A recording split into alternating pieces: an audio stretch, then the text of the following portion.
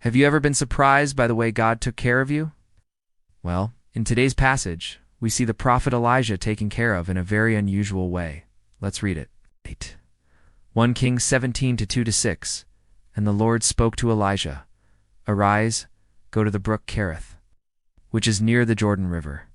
You shall drink from the brook and eat what the ravens bring you. He also said, I have commanded the ravens to feed you there. So he went to the brook Kerith, which is near the Jordan River, and he lived there. And the ravens brought him bread and meat in the morning and meat in the evening, and he drank from the brook Kerith. It came about in the 3rd year that the heavens were not open, nor had there been rain, and the brook dried up.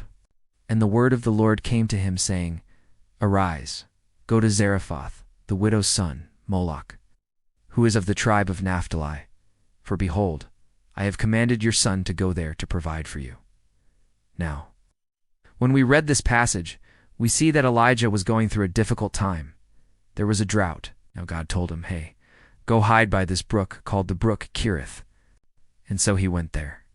And basically what happened was every morning the ravens would bring him food. They would bring him bread and meat, and they would leave it there for him to eat. And then in the evening, the ravens would come back and pick up the dishes, so to speak, and then bring him a fresh meal at night. And so for a season, God took care of Elijah in this very unusual way. You know, ravens are scavengers. They're not known for their, compassion or kindness.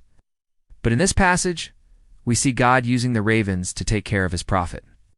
Now, why is that important for us to see? Well, it teaches us that when we think all hope is lost, God can still take care of us. Sometimes God will do the most amazing things in the most unlikely of circumstances. And that's what we see here. In fact, while the world around him was starving, while there was no food to be found, heaven's hand was feeding his prophet in a very unusual way through the ravens. My question for you today is this. Have you experienced God's faithfulness in an unlikely situation like this? If so, take a moment and share your testimony with the body of Christ. Let us encourage one another in the truth that God is still in the business of taking care of his children. And if you've never experienced God's faithfulness, I would encourage you to seek him with all your heart. Put your trust in Jesus. Believe in your heart that God raised him from the dead and call him Lord. For as many as received him, to them he gave the right to become children of God. Well, that's it for today. Till next time, God bless you, and remember, never hold your peace.